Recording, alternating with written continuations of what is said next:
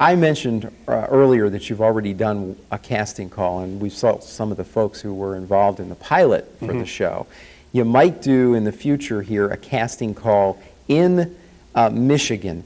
Tell me about the type of people who have showed up for your casting calls. What kind of characters you've met along the way here?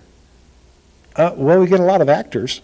You do? Yes. And budding actors. We're doing a casting call in Hollywood next Friday. So I'll have more on that later, but we're supporting that with some radio advertising, so we'll see the power of radio next week, because we're going to be right in the belly of the beast.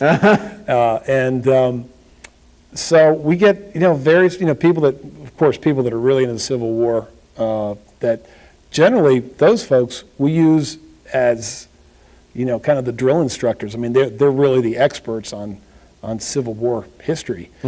But in the cast, we use people who really don't know that much about the Civil War. So you got that tension there of, the experts, and then we were looking at, we're still developing it, of course, but we want to have fun, and we want kids to be into American history, especially Civil War history. And, I was reading in the trades last week, I mean, History Channel numbers grew 37% last year. I mean, there's a tremendous interest in the Civil War. There's no way around it. I mean, it's huge. It did the 140th anniversary of the Gettysburg reenactment last year, and 60,000 people showed up for it, $25 a day for 3 days. I mean, it is a subculture, and it is historical entertainment. I mean, it's there. So we're hoping to ride that crest and use it again to help preserve American history. And there certainly have been many reenactments here in West Michigan, like many places around the country.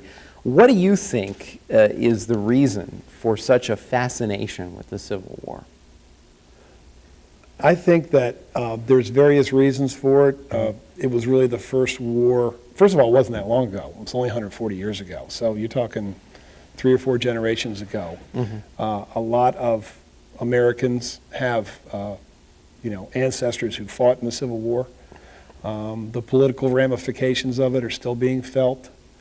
And the fact that it was, I guess, kind of the last notion of romantic warfare, where they'd call a truce, and I mean, they'd have the Sabres of Roses ball at the Landon House at the, I mean, it's just, that's not there anymore. And just to travel back to a simpler time and not deal with technology, and I don't know, it definitely has a grip on a lot of people. It definitely does. I mean, I had no idea before doing this show that it even went outside this country, that there are actually reenactments in other countries. That was surprising to me. What may not be surprising to people when we see an old mansion like this, because anytime you see older homes, and especially ones where a lot of different things happen in the past, people wonder, are there still spirits there? Well, behind the walls, yes. And you have some stories to well, tell what's about interesting this, is, don't you? We have video of maybe some ghostly going. This is actually footage from our haunted mansion that we do every year as a fundraiser, but we actually had the West Michigan Ghost Hunters Association come down a few months ago for a complete paranormal investigation, and they're compiling their results right now. They're from here in Grand Rapids, and as a result of that, the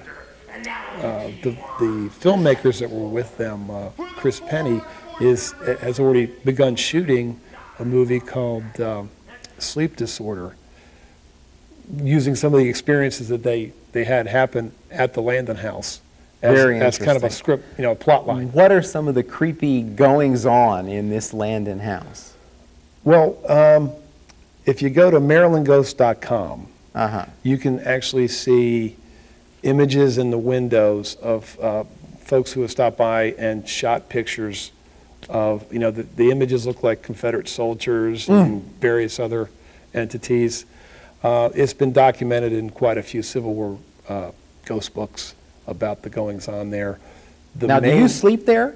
I don't live there. You don't live there? I did spend the night there a couple of weeks ago, and you definitely hear weird stuff, and at night it's really creepy. Spooky. Yeah. The good reason you don't sleep. Yeah. But last year we did we do a whole Civil War production haunted house, and that's coming up in October. And last year we had almost 2,000 people come to that. I mean, because you're really experiencing it live at the place where all these events happened.